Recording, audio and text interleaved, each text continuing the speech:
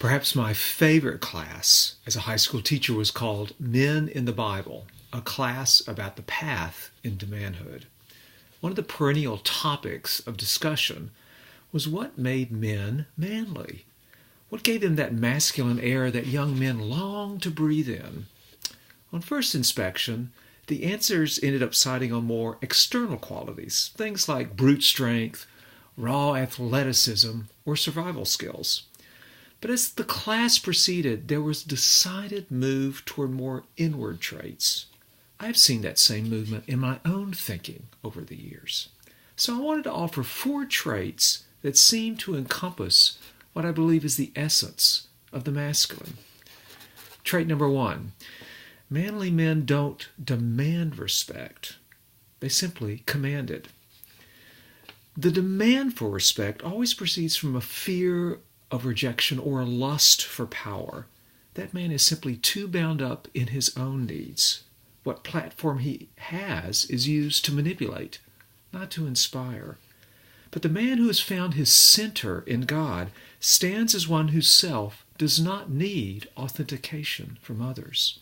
There is a solidity about him that pervades his being. It is that solidity that commands respect. Trait number 2, manly men speak the truth and live the truth despite the cost. The man who weasels around the razor edge of truth lives in a double reality. His public image must be maintained through repeated performance or calculated management. But his shadow self always lurks in the background, one he is afraid to face or too ashamed to own. He is a divided man, an impotent man. But the man who basks in the light of God's truth is becoming whole. He has let the razor blade of truth cut him and then heal him. There is nothing to hide. There's nothing to manage. The freedom from shame gives him a boldness to speak truth even when it leads to rejection or suffering.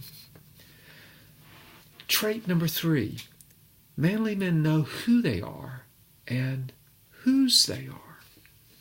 A man without an identity is simply a contradiction in terms. He is a half-man, a wisp of a self flailing about, attaching himself to this project or that ambition. But the hope to secure an identity this way always fails. He becomes foolish if he continues this way, or evil if he becomes hardened in it.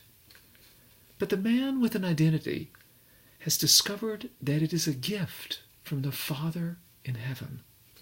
He created each man with a unique identity fingerprint, offered in love and only received in love. The man who feels he is a son of the Father knows who he is and is becoming who he is.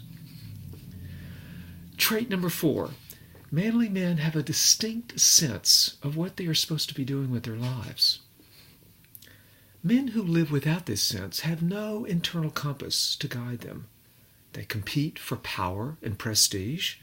They succumb to momentary temptations. They have no long-range point toward which they are pressing. But the man who lives on a quest has a sharpened focus, learning to say no to many things, even good ones, so that he can say yes to the mission. It's a mission from above, from God himself. And that mission becomes both the man's surrender point and his fighting stance. If these 4 traits outline something of the essence of masculinity, then the manliest of men must be the Son of Man himself. Wherever Jesus went, he commanded the respect and awe of others. He lived and spoke the truth wherever he went, whatever the cost. He knew who he was as the Father's beloved Son, and he knew his mission to go to the cross. The fact that so few see Jesus as the manliest of men does not detract from the truth of it. it only makes it more tragic. But the man who sees only a sliver into this awesome reality has already turned the corner. He is on the road to redemption. He is on the road to becoming like that manliest of men.